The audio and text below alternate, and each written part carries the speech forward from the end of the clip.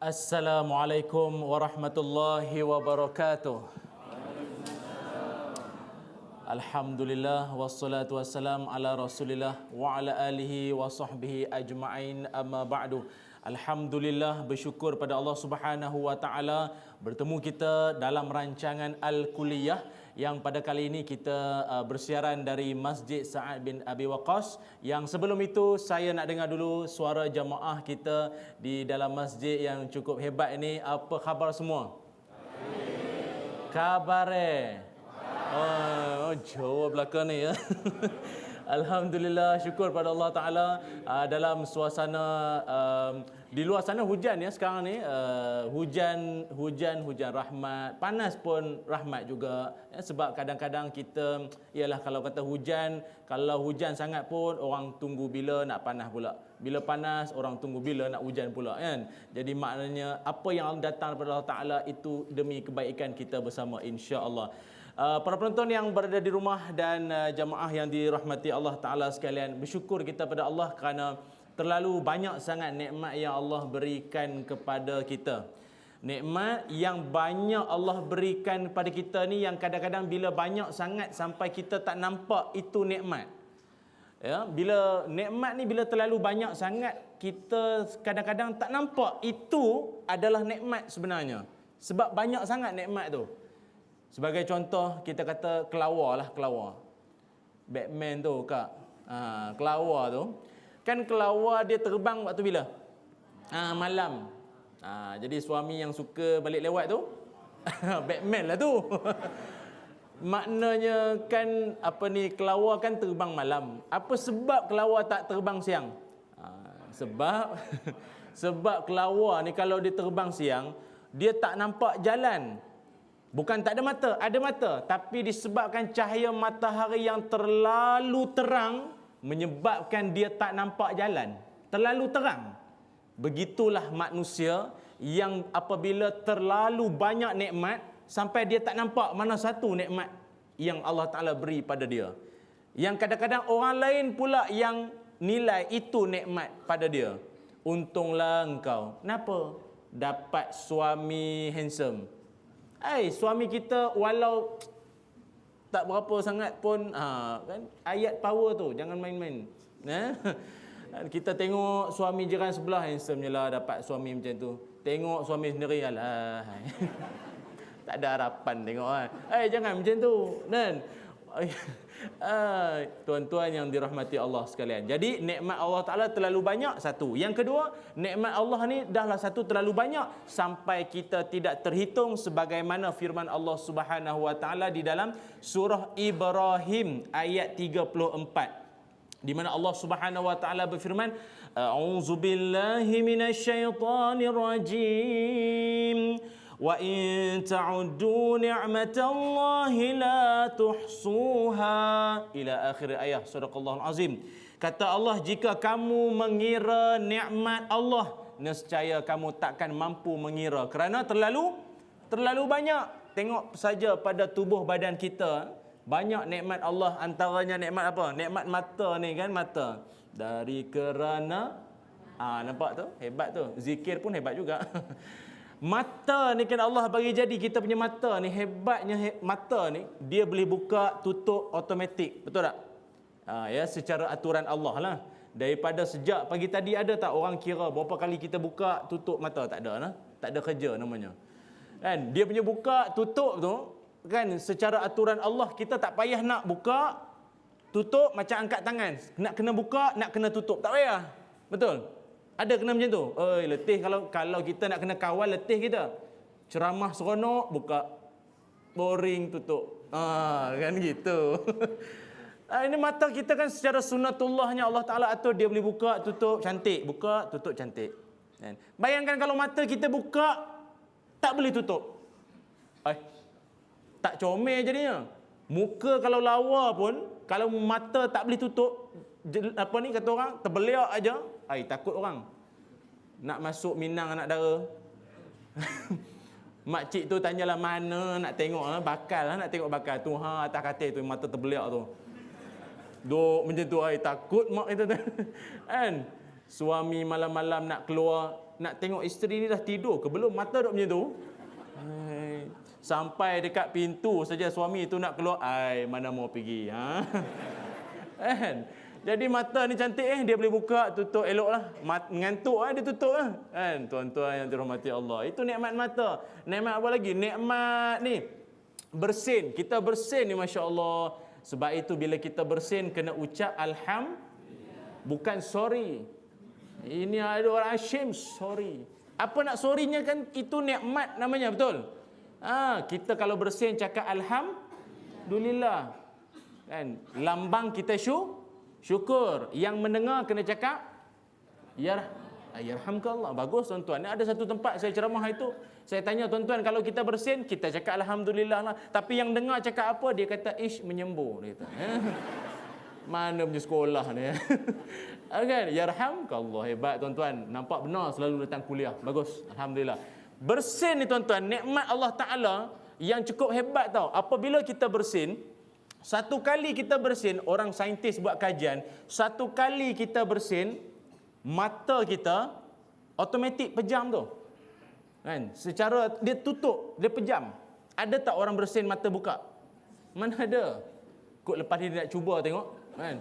Asyim itu. Nak buktikan juga dia boleh. Jangan. Saintis buat kajian dah. Kalau bersin mata tu dibiarkan buka, pasti terkeluar biji mata.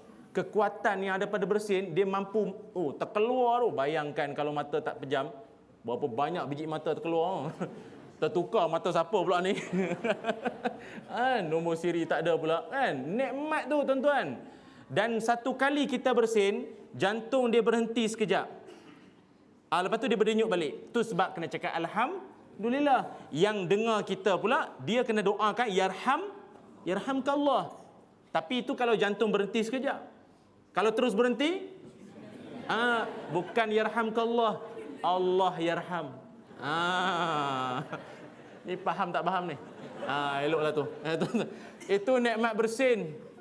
Nikmat yang kita nak cerita ni malam ni, yang ada orang salah guna nikmat tu, yang disebut sebagai lidah. Lidah ni atau mulut yang dalamnya tu ada lidah, itu nikmat yang selalu kita salah guna. Kerana dengan lidah, ia adalah nikmat yang boleh membawa rahmat. Ia adalah nikmat yang juga boleh membawa laknat. Na'udzubillah min zalik.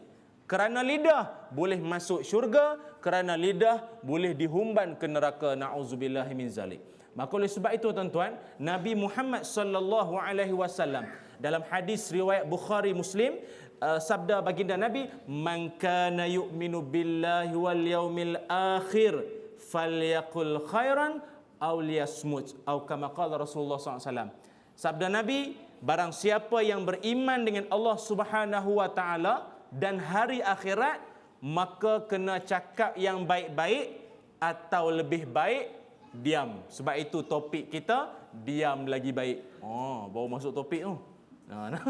Jadi maknanya, kalau tak ada cakap yang dua syarat. Yang pertama, cakap yang baik-baik. Kalau tak ada apa nak cakap, lebih baik diam. Sebab itu Imam Nawawi dalam membahaskan hadis ini, kata beliau, hadis ini menunjukkan bahawa jangan bercakap kalau tidak ada keperluan. Tetapi cakaplah kalau terasa berat nak cakap, barulah cakap. Nak menunjukkan fikir sebelum fikir sebelum ni kita tengok fikir sebelum buang kan. Ini fikir sebelum cakap.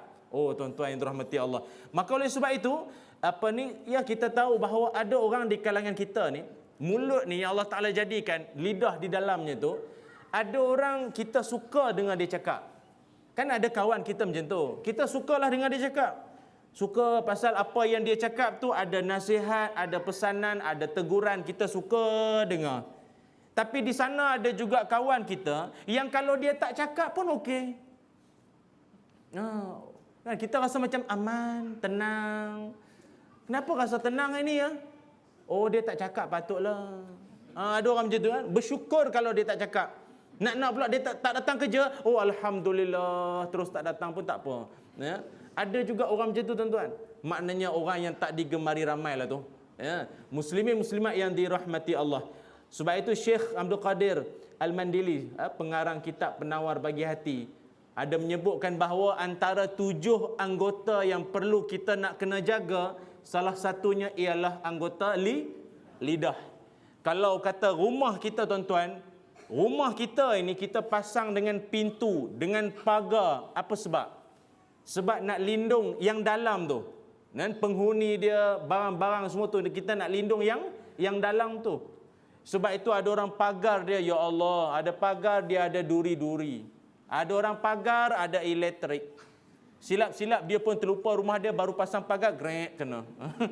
Ada orang pagar biasa saja, tapi mau masuk rumah dia tu, subhanallah, dia punya mangga besar lengan.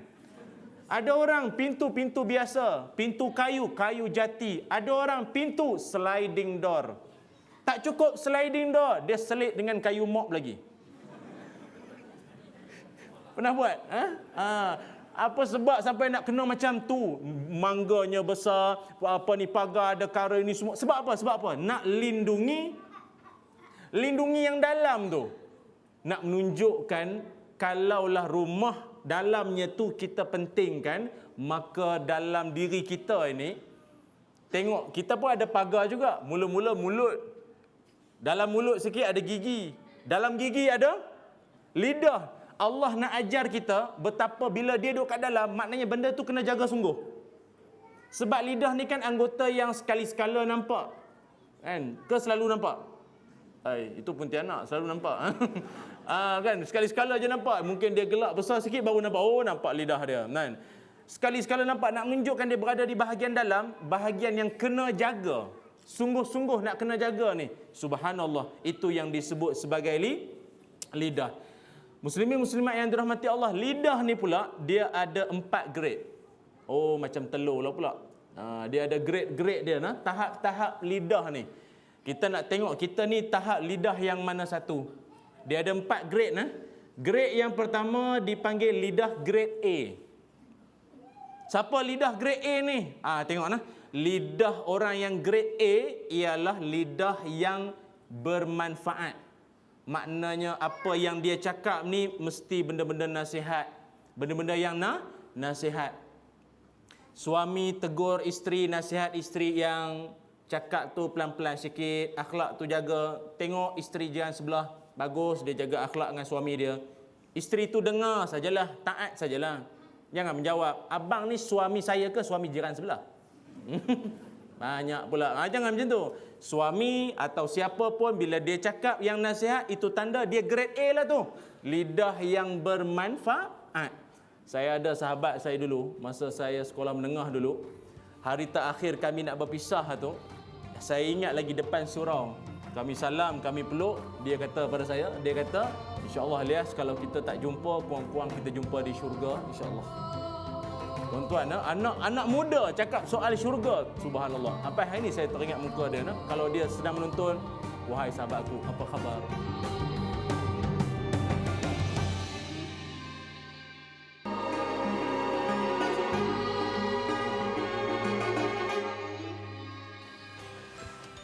Assalamualaikum. Okay, Alhamdulillah masih lagi bersama kami dalam segmen Sunnah Sana Sini bersama saya Fakrul dan kawan saya Syah dan Izzat. Izzat? Oh, Izzat. Jumpa kat Central? Oh, keluar. Pukul 5. Pukul 5. Sempat lah. Pukul 5 confirm. Kalau aku lambat, aku belanja kau makan. Okey, jumpa. Sana lah. Assalamualaikum. Dalam bab confirm ni, ada satu sunnah Nabi SAW, iaitu sunnah menyebut insya-Allah pada benda yang kita tak pasti. Kan ini Allah pernah tegur Nabi dalam Quran. Allah sebut wala taqulanna li syai'in inni fa'ilun dzalika ghadan illa an yasha Allah. Jangan kamu sebut aku akan buat benda ni esok. Kecuali kena sebut insya-Allah. Kan macam tadi kan. Confirm pukul 5. Sepatutnya kena sebut insya-Allah pukul 5 aku sampai. Ini teguran Allah pada Nabi ni. Nabi pun kena tegur. Nabi pun kena tegur. Ceritanya ada 2 orang musyrik kan. Dia jumpa dengan seorang Yahudi lah. Yahudi ni sebut, engkau tanya kat Muhammad kalau dia tahu 3 perkara, betul lah dia Nabi. 3 perkara tu apa? Satu tentang Ashabul Kahfi, yang kedua tentang Zulkarnain, yang ketiga tentang roh. Bila musyrik ni jumpa Nabi, dia tanya Nabi, Nabi jawab apa? Nabi kata, esok aku beritahu. Nabi tak sebut insya-Allah. So, Nabi tunggu sampai 15 hari. 15 hari baru Allah bagi tahu, baru Allah tegur. Kan? Memang bayangkan Nabi tunggu hari-hari ni, kan musyrik tanya Nabi, kata esok nak bagi tahu. Kata esok nak bagi tahu, Allah tak bagi tahu sehingga 15 hari. Nak sebut, kena sebut insya-Allah dengan izin Allah. Sebab ini menggambarkan pergantungan kita pada Allah. Kan kalau kita tak sebut insya-Allah, kan siapa boleh confirm? Kan insya-Allah ni menggambarkan kita dengan Allah Subhanahu Wa Taala. Kalau Allah tak izin, confirm dah 1000 kali pun tak akan dapat juga. Dia benda ni kena sebut walaupun nampak simple, tapi ini sunnah Nabi sallallahu alaihi wasallam, pahala pun kita dapat. Kan? Okey. Kalau macam tu saya call lah member saya. Tak payah. Cakap insya-Allah. Tak payahlah call balik kan. Tak apa tak call pun, cuma kalau nak call nak bagi tahu SMS je. SMS insya-Allah pukul 5 aku sampai. Okey. Okey, jom kita gerak kan. Okey, insya-Allah kita jumpa lagi dalam episod yang akan datang. Assalamualaikum warahmatullahi taala wabarakatuh. Jom. Tuan-tuan rahmati Allah. Lidah yang pertama dipanggil lidah bermanfaat. Dia syarat dengan nasihat, dia syarat dengan zikir. Kalau nampak apa barang yang menakjubkan, apa benda yang dia rasa hebat, yang keluar di mulutnya adalah zikir. Subhanallah. Kan?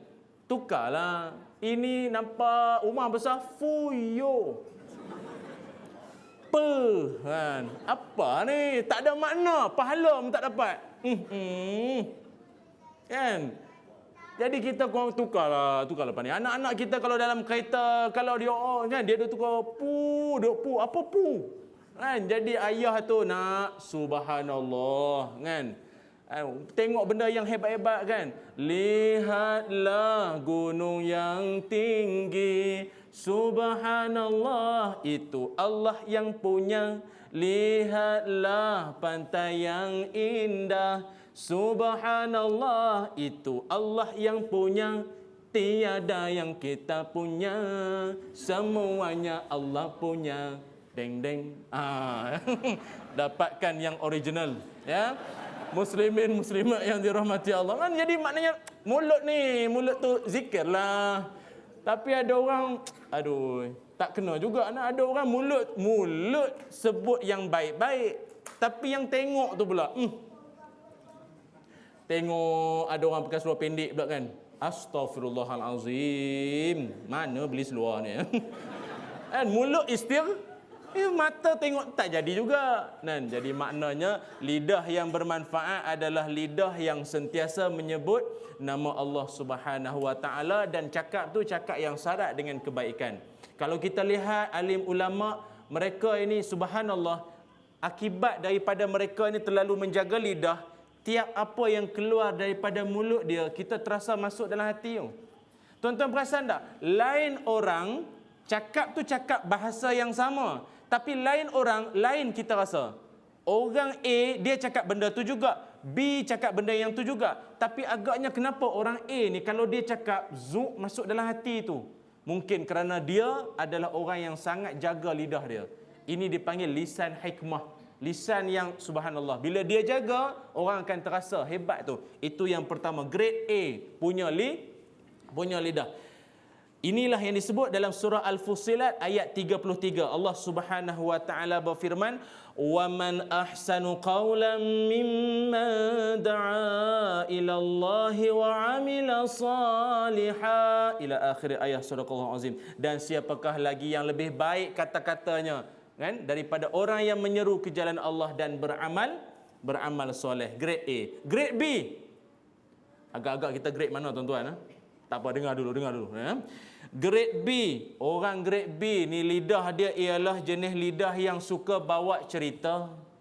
Suka cerita ke orang. Bukan dia tak jahat pun. Tapi dia bawa cerita. Kau tahu Pak Mat Tempe. Pak Mat Tempe siapa? Alah, duda hujung kampung kita tu Kenapa? Dia kahwin dengan Makcik Leha. Oh, Makcik Leha? Alah, yang jual nasi lemak janda tu. Eloklah. Duda janda, eloklah. Tak, benda tu betul tak berlaku? Betul, memang dia orang kahwin pun. Jahat tak benda tu? Tak. Dia cakap tu dia ada unsur nak kutuk ke? Tak pun. Itu grade B. Dia bawa cerita saja.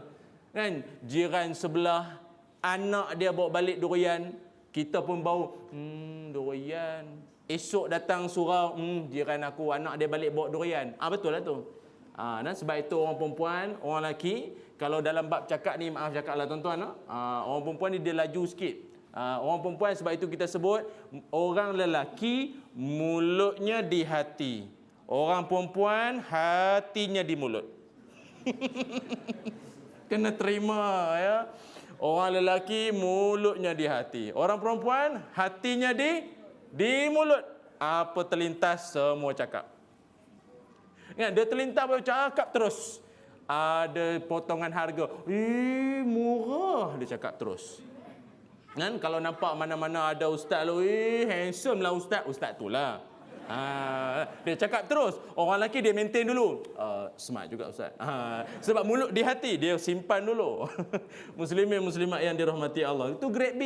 Grade C punya lidah pula adalah grade yang jenis apa tahu? Grade C. Ada lagi teruk ni, makin ke teruk ni. Grade C punya lidah adalah lidah yang jenis suka menjatuhkan orang. Duk mengutuk orang ni. Semua orang tak betul, dia saja betul. Tuan-tuan, muslimin muslimat, hati-hatilah kita tuan-tuan. Mulut ni kita mau jaga sikit. Ada sahabat saya baru ni, saya baru balik Terengganu baru ni, ada sahabat saya cerita, satu hari dia bawa kereta. Anak dia dalam 3-4 tahun macam tu lah. Anak dia di belakang dalam umur 3-4 tahun. Tengah dia bawa kereta tu, tiba-tiba ada motor bawa secara berbahaya. Oh, bahasa baku tu. Bawa secara bawa laju yang teruk lah ni. Macam tu kan. Kawan saya yang tengah bawa ni, dia belum cakap apa-apa lagi. Anak dia yang baru 3-4 tahun tu, tahu cakap apa? Tak sekolah punya orang. Kawan saya, kalau orang Kedah kata dia terkendah tu, terkejut. Dia jadi terkejut tu. Apa ni? Tuan-tuan, kalaulah ini sebuah drama, kalau kita rewind balik ke belakang, agaknya macam mana anak tu boleh cakap macam tu? Agak-agaknya lah. Agaknya, pada bentuk di rumah agak-agak. Apa sebab? Kan? Pasti ada gurunya. Ayahnya lah duk cakap selalu. Tak sekolah, punya orang tak sekolah, dia jadi mindset anak. Hati-hati tuan-tuan. Walaupun benda perbuatan tu memang tak elok, tapi apa yang nak keluar di mulut tu kena hati-hati. Tengok grade yang mana pula kita ni. Grade C adalah grade yang suka duk kutuk orang. Dia duk kutuk orang. Tuan-tuan, kalau suruh dia azan tak nak dia. Tapi kalau orang azan, macam-macam. Dia pula yang jadi tukang pengkritik. Pitching kurang betul ya. Tak, kalau secara berdepan tak apa. Ini dia kutuk belakang pula. Apa azan macam nak mengamuk. Azan macam nak marah orang. Siapa nak datang masjid macam tu kan? Apa macam ni tuan-tuan? Kalau betul kita nak membetulkan sahabat kita, tapi jumpa elok-elok bagi tahu elok ni kutuk belakang tak jadi. Tak, masalahnya yang kutuk tu kalau suruh dia azan, tahu dia buat macam mana? dan tak ada suara. Kan? Tuan-tuan. Tapi ingat antara yang mengutuk dan dikutuk, siapa yang lagi stres sebenarnya? Adik pun tahu Yang mengutuk dan dikutuk, siapa yang lagi tension sebenarnya? Agak-agak lah yang mana? Tahu. Angkat tangan sikit. Okey, siapa kata yang mengutuk lagi tension? Tangan sikit, angkat tangan sikit. Ni satu Malaysia tengok ni.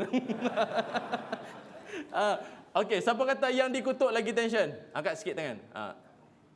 Okey. Siapa yang tak tahu saya tanya apa ni? Itu lagi masalah. Dia duduk menung, tengok kawan dia duduk angkat apa ni.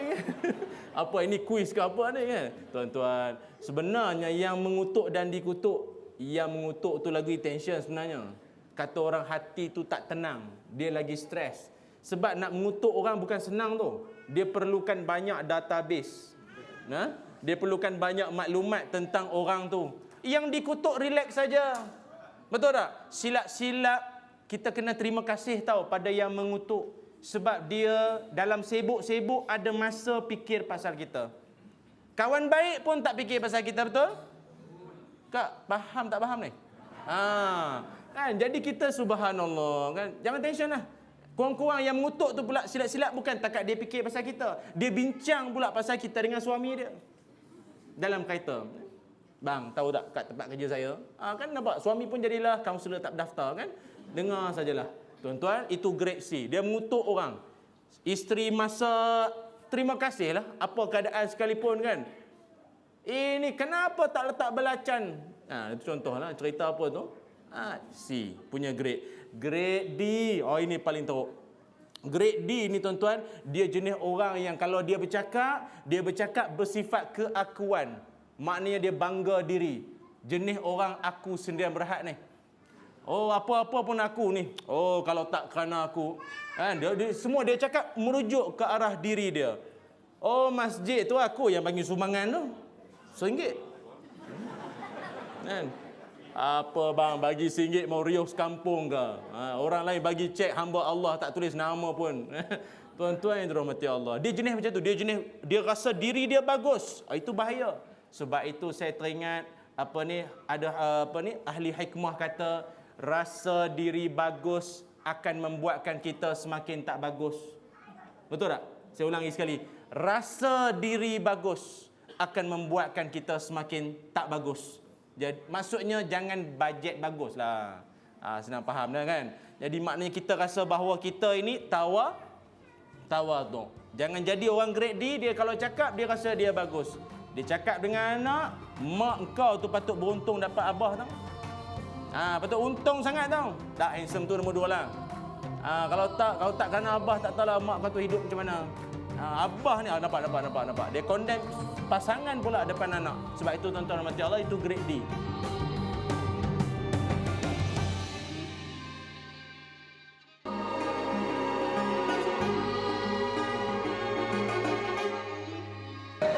Assalamualaikum, bersama saya lagi Hadi. Dan saya Aman dalam segmen Bahasa Arab dalam 60 saat. Memandangkan minggu lepas kita dah kongsikan satu perkataan daripada doa selepas makan, iaitu to'ah. Minggu ini kita akan kongsikan satu lagi perkataan baru, iaitu Saqo, huruf sin, ko dan juga huruf alif maksura, huruf ya yang tiada titik. Saqo ini bermaksud minum. Bacaan penuhnya seperti minggu lepas. Betul. Alhamdulillahilladzi at'amana wa saqana wa ja'alana minal muslimin. Jadi wasaqana itu perkataan dasarnya adalah saqo. Jadi sekarang kita dah pun tahu apabila lepas kita makan, kita baca doa ini dan kita akan jumpa perkataan ini. Sebenarnya kita sedang menzahirkan kepada Allah bahawa sebenarnya kita bersyukur dengan segala yang diberikan, termasuklah makan dan juga minum. Jadi kita tinggal lagi satu perkataan dan perkataan ini kita akan kongsikan minggu depan. Assalamualaikum warahmatullahi wabarakatuh.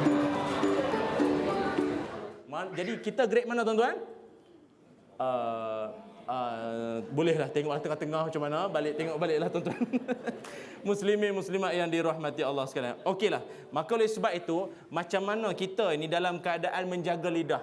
Apa kelebihan orang yang menjaga lidah dia? Nabi Muhammad sallallahu alaihi wasallam, baginda Nabi bersabda dalam hadis riwayat Bukhari, kata Nabi, man yadman li ma baina lahyaihi wa ma baina rijlaihi atman lahul jannah, atau kama qala Rasulullah sallallahu alaihi wasallam.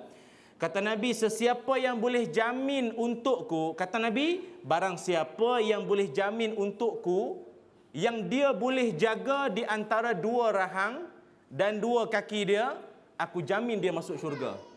Saya ulang balik. Nabi kata, siapa boleh jamin dia boleh jaga di antara 2 rahang dan 2 kaki dia, aku jamin masuk syurga. Oh, ini apa ni? 2 rahang, 2 kaki. Apa maksud agak-agak? 2 rahang tu makna yang Nabi nak maksudkan apa dia? Di antara 2 rahang, lidah lah. 2 kaki, tengah-tengah dia. Maknanya kemaluan lah. Dua ni boleh dijaga dengan baik. Nabi kata, aku jamin dia masuk syurga. Tuan-tuan, ini kita kalau hidup ni, kita nak cari penjamin. Tapi penjamin pun yang orang pun kadang kita tak boleh nak percaya. Ini Nabi Muhammad SAW jamin, siapa boleh jaga dua ni, boleh masuk syurga. Tuan-tuan, Nabi Muhammad SAW, nampak tak? Nabi bila bercakap, seorang guru bila dia bagi satu ilmu, Nabi mengajar, tak semestinya terus bagi tahu. Mulakan dengan soalan. Tuan-tuan, kalau kita belajar hadis, kita selalu dengar hadis. Perasan tak? Nabi kadang-kadang tanya. Kan? Nabi tanya kepada kita, agak-agak, siapakah Muslim yang terbaik? Nabi tanya dulu kepada para sahabat, betul tak? Nabi tanya dulu. Ataupun Nabi bertanya kepada para sahabat, apakah yang kamu tahu tentang ghibah? Apa yang kamu tahu tentang mengumpat? Nabi tanya dulu. Kan? Kenapa Nabi tanya dulu? Supaya menarik minat dalam hati orang yang nak belajar. Dia rasa, nak tahulah. Padahal Nabi boleh je bagi tahu? Boleh tak? Bagi tahu je terus. Mengumpat, terus Nabi bagi tahu.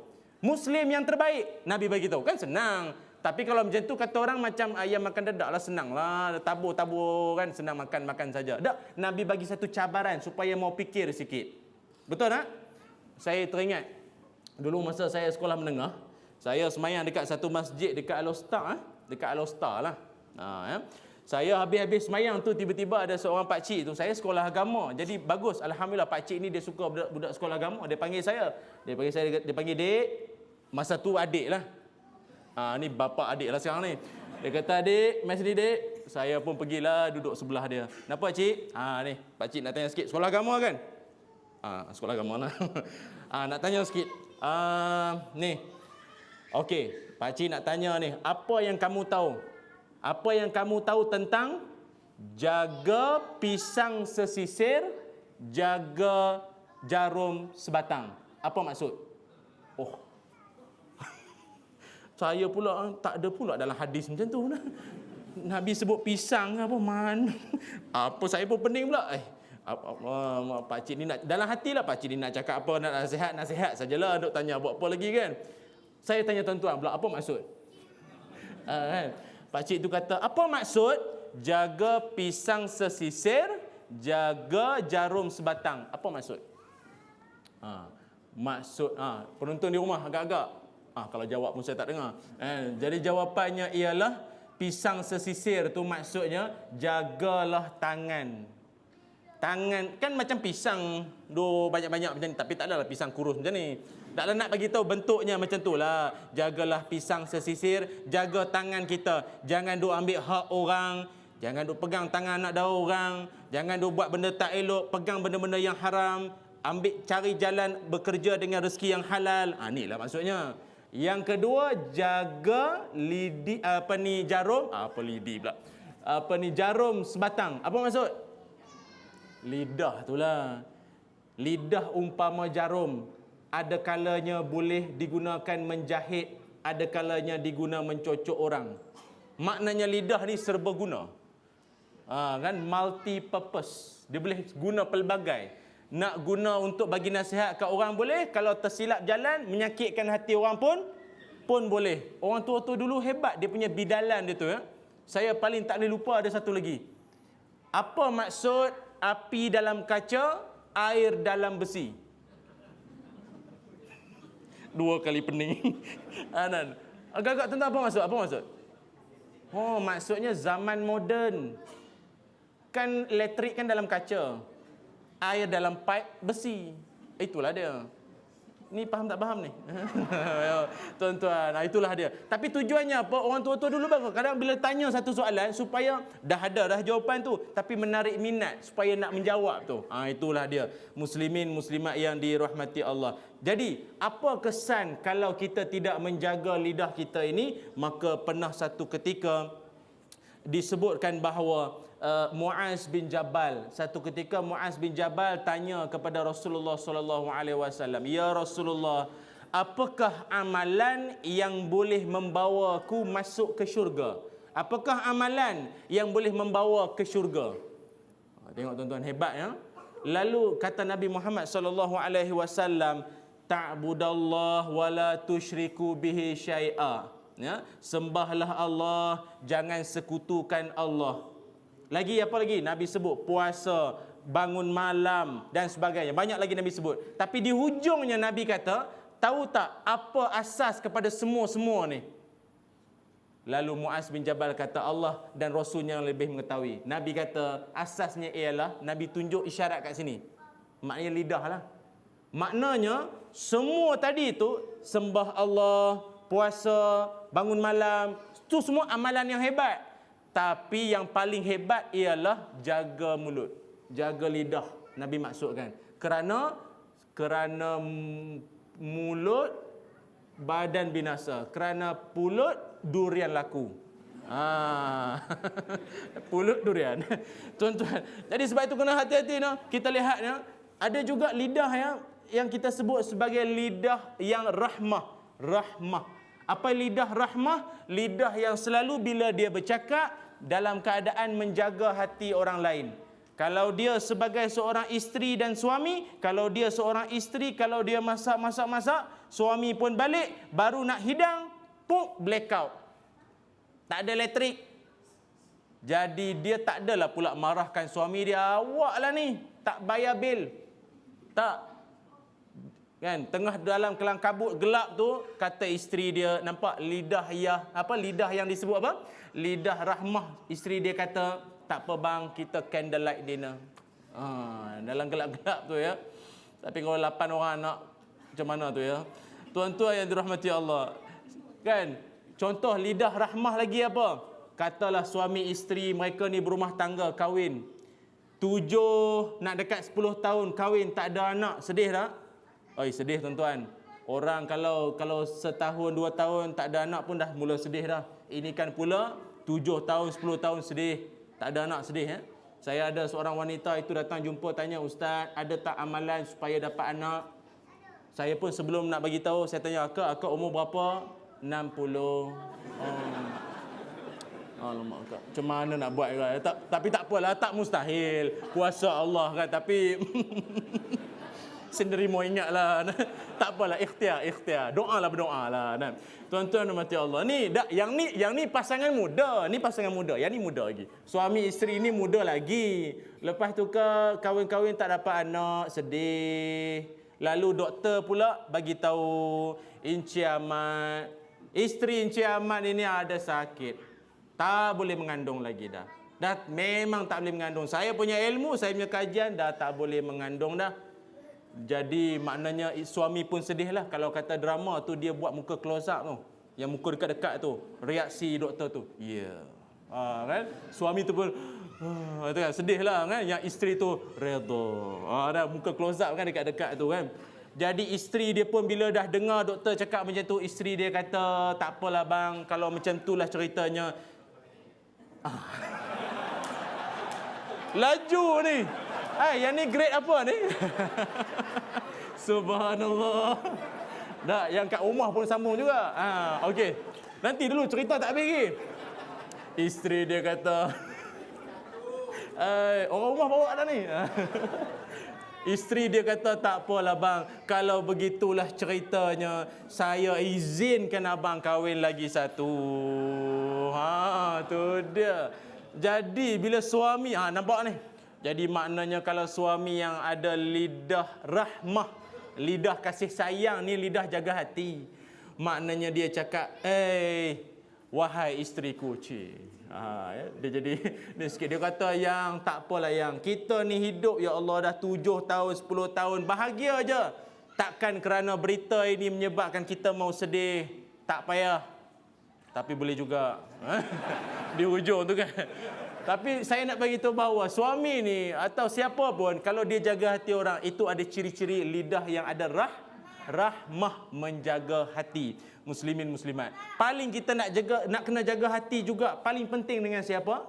Selain dengan pasangan kita, iaitu dengan ibu ayah kita. Tuan-tuan, mak bapak ni mau jaga mulut. Sebab itu Imam Al-Ghazali rahimahullah kata, cukuplah kamu disebut sebagai anak derhaka apabila ibu kamu yang tanya khabar tentang kamu. Mak yang tanya khabar tentang kita ni, duk tanya apa ni? Yang duk telefon kita lah. Tuan-tuan, malulah sikit tuan-tuan. Nah, saya ustaz nak telefon tapi tak tahu nak cerita apa. Kan? Memanglah tuan-tuan, ibu kita, ayah kita memang dah tak ada cerita baru dah dalam hidup dia. Yang akan jadi cerita baru ni adalah hidup anak-anak itulah. Yang jadi cerita baru dia. Perasan tak kalau kita bagi tahu apa kat mak ayah kita, kejap lagi dia pergi surau, pergi masjid, apa dia cerita dengan kawan-kawan dia? Cerita kita. Dia tak ada cerita baru, dia pun pencen dah lama dah. Makan pencen pun 20 tahun, makan pencen 20 tahun dah.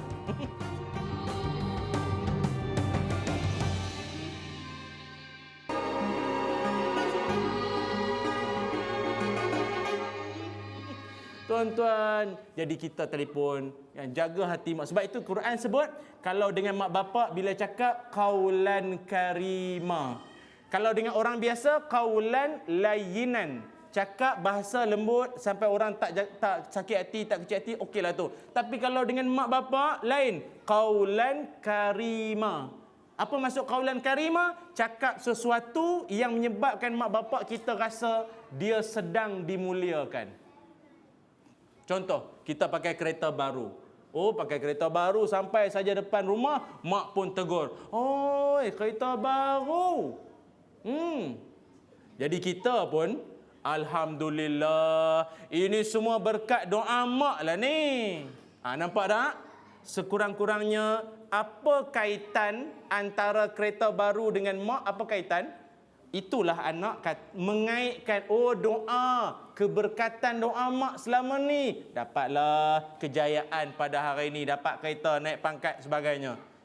Janganlah pula kereta baru, oh kereta baru. Inilah mak, hasil bersengkang mata. Belajar sampai tengah malam, yang mak pukul sangat dulu ni. Janganlah macam tu. Kan qaulan karimah maksudnya kita kaitkan kejayaan kita dengan dia. Bangga tak mak? Bangga. Bangga tak ayah? Bangga. Tuan-tuan yang dirahmati Allah. Maka oleh sebab itu pernah berlaku di zaman pernah berlaku satu ketika dahulu, ada seorang wanita ini, dia ni memang kuat beribadah. Maknanya dia beribadah cukup hebat. Semayang tepat pada waktu, dia punya puasa sunat memang sentiasa konsisten. Dia jaga. Sampai orang yang tengok dia kata, fulanah, wanita ini memang ahli syurga. Lalu Nabi Muhammad SAW kata, dia ahli neraka. Tuan-tuan, yang sebut tu Nabi, no? Bukan Ustaz Ilyas. Kalau saya yang claim, saya kata orang ini bukan ahli syurga, itu tuan-tuan boleh petikai lah. Mana Ustaz tahu? Saya tengok sendiri. Mungkinlah. Ini Nabi sendiri sebut, dia bukan ahli syurga tau, dia neraka punya tempat. Terkejut semua yang dengar.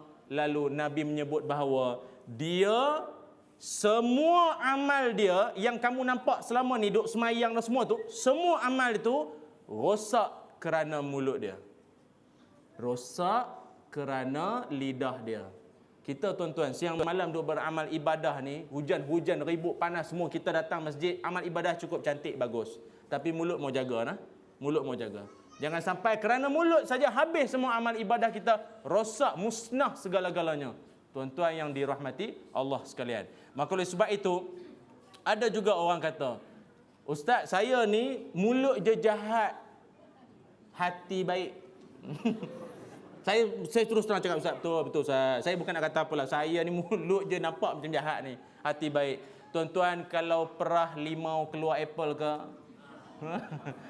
Maksudnya kalau tekan benda tu, terkeluar benda tu jugalah.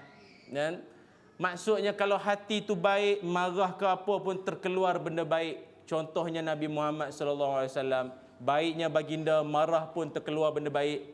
Siapa tu?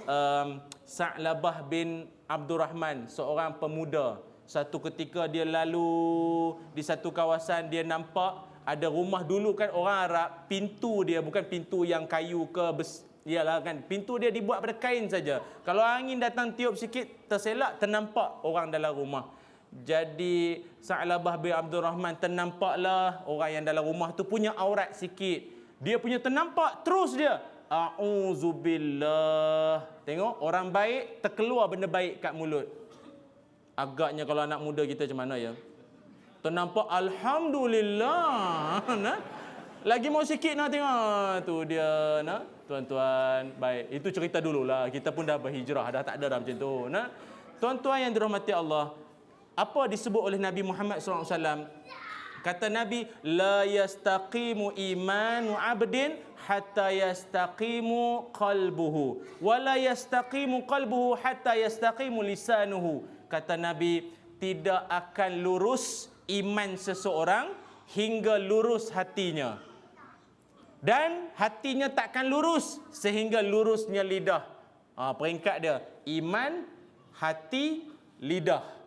Jadi daripada lidah nak pergi ke iman, hati itu dulu. Lidah yang baik menghasilkan hati yang baik dapatlah iman tu. Betul? Sebab itu muslimin muslimat yang rahmati Allah, Fudail bin Iyad, Fudail bin Iyad pernah berkata ada dua perkara yang mengeraskan hati. Hati jadi keras. Apa dua perkara ini? Yang pertamanya ialah banyak cakap. Antara tuan-tuan dengan saya, siapa banyak cakap? Allah, mudah-mudahanlah saya cakap yang elok-elok lah tuan-tuan dan nasihat lah, no? Oh, dia tuju kat orang cepat je, no? Habis kalau saya tak cakap, macam mana nak dapat ilmu ni tuan-tuan, no? Ni yang cerita yang disebut Fudail kat sini adalah banyak cakap yang lara, yang sia-sia. Itu akan menyebabkan hati jadi keras. Apa ciri orang hati keras? Malas beribadah, tak menyesal kalau buat dosa. Nah, saya ulang sekali. Orang hati keras, yang pertama, malas nak beribadah. Yang kedua, dia tak menyesal kalau dia buat dosa. Terlepas subuh, tak apa. Esok subuh masih ada. Padahal dia tak tahu, tomorrow never die ke apa. Esok bukan milik kita. Nah, tuan-tuan, yang pertama, banyak cakap. Yang kedua, banyak makan. Nah, yang kedua, banyak makan boleh mengeraskan hati. Ialah ada tempat kadang-kadang bayar RM30, makan apa mau. Oi, dia makan sampai jadi ikan paus terdampar tu. Duk macam tu jadi ular sawah tuan-tuan. Itu boleh menyebabkan hati keras. Disebut Imam Ghazali, kalau badan atau perut terlalu kenyang, malas nak beribadah. Nah, tuan-tuan, baik, muslimin muslimat yang dirahmati Allah sekalian, kita nak sebut juga di hujungnya ini bahawasanya lidah juga kalau tak dijaga baik-baik, dia akan membawa ke arah suka menipu, bohong. Nah, orang bohong ni tuan-tuan, jangankan kata apa tau. Kalau kita lihat Nabi SAW bersabda, "Idza kadzabal 'abdu tuba'adul malak anhu mailan mimman ja'a bihi." Kata Nabi, kalau seseorang itu menipu, maka malaikat akan lari jauh daripada dia sebatu kerana benda busuk yang keluar daripada mulut dia. Busuk tak gosok gigi tak apalah. Tapi ini busuk yang disebabkan benda yang dia tipu, dia bohong, maka malaikat jauh daripada dia. Ada orang tuan-tuan kadang-kadang dia jadi penglipu lara, no? Dia jadi macam tak ada apa nak buat, dia pun ceritalah. Cerita pula benda yang tak manfaat, menipu pula tu. Mak pak aku kahwin dulu, aku jadi pengapit. Apa ni tuan-tuan? Satu dah lah lara, lepas tu benda menipu pula, kan? Kita tak maulah macam ni. Maka oleh sebab itu, kan, disebut juga, kalau seorang ibu pun jangan sampai terjebak dengan menipu. Pernah berlaku di zaman Nabi Muhammad SAW. Pernah berlaku di mana seorang ibu dia panggil, seorang mak panggil anak ni. Dia panggil anak dia yang mai sini, dia panggil. Anak dia tak nak datang. Tak nak datang ni, jadi budak kalau tak nak datang biasa kita akan buat macam mana? Kita umpan lah. Kalau mari sini nanti mak bagi aiskrim lah. Mari sini nanti mak, apa-apalah mak nak bagi ke ayah nak bagi, kan. Yang perempuan tadi di zaman Nabi tu dia kata kalau mari sini dekat, mak bagi kurma. Kalau anak-anak kita bagi kurma lah, mungkin dia tak rasa lah, kan. Manisan lah, benda manis. Budak kan suka benda manis. Bukan dekat budak, bapak budak pun suka jugalah. Jadi dia kata pada anak dia, mari sini nanti mak bagi kurma, bagi manisan. Lalu Nabi Muhammad SAW, Nabi dengar perempuan tu cakap dengan anak dia macam tu. Lalu Nabi tanya, ada tak benda yang kamu cakap tadi tu? Maksudnya, yang benda manis atau kurma tadi tu, ada tak? Yang wanita tu kata, ya Rasulullah, memang ada pun. Bukan sekadar umpan, memang ada. Lalu Nabi kata, kalau benar ada tak apa, tapi kalau tak ada, kamu di sisi Allah dicatat sebagai pembohong. Kadang-kadang kita nampak Allah dengan anak je pun takkan. Jangan. Kita takut benda tu juga akan akan membawa kita dikira sebagai penipu di sisi Allah Subhanahu wa taala. Petua Imam Syafi'i. Imam Syafi'i kata ada 2 petua awet muda. Nak awet muda tak ni? Terlajak comel. Nak dah.